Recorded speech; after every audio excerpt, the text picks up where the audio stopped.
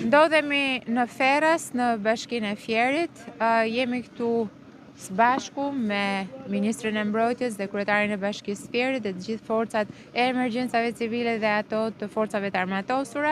Është bërë evakuimi të gjithë banorëve nga zona e Ferrasit, të gjithë ato shtëpi që kanë pasur problematika dhe që uji ka qenë prezent, janë evakuar që të gjithë qytetarët. Bashkia e Fierit ka përgatitur një nga konviktet dhe është i gatshëm për t'i pritur të gjithë njerëzit që janë evakuar. Megjithatë, nga që kemi marrë vesh këtu në zonë, të gjithë kërkojnë të qëndrojnë afër banesave tyre, kështu që kanë preferuar që të qëndrojnë në shtëpi të tjera të cilat nuk kanë prezencë të ujit.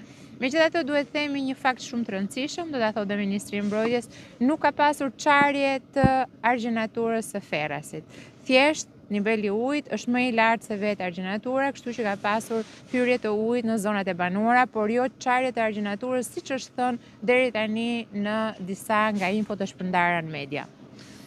Ashtu është absolutisht e vërteta, nivelet e ujrave dhe prurjet e orëve të fundit ka qenë të atilla sa kanë tejkaluar majën e argjenaturës, por ajo është ende e qëndrueshme, çka është lajm i mirë dhe na bën optimist që me uljen e prurjeve, siç janë matjet aktualisht në Përmet dhe në Memaliaj, do fillojnë të reflektohen sipas analizës tonë edhe në orët në vijim në Grykderdhjen e Vjosës, në të dy anët edhe në Fier dhe në Vlorë, të mund të rikuperojmë një çik rezervë në të gjitha kanalet e kullimit.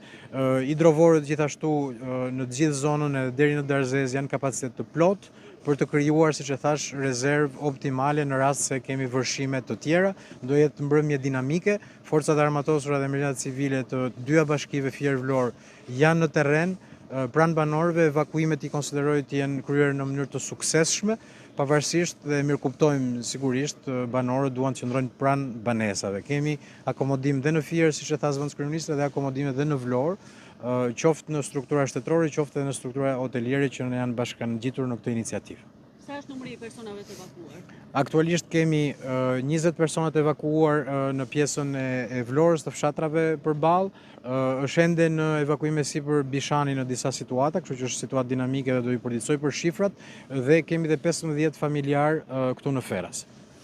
Shumë e rëndësishme të themi edhe një herë që sot në mëngjes, në pikën e matjes që ne përdorim për të matur lartësinë dhe prurjet e lumit Vjos në Memaliaj, ka qenë niveli 8 metra. Në këto momente është 5.3 metra, pra ka një rënje të qëndrueshme, graduale dhe të konsiderueshme, për gati 2 metra. Dhe kjo ne presim sa më parë që të reflektohet. Armando e di më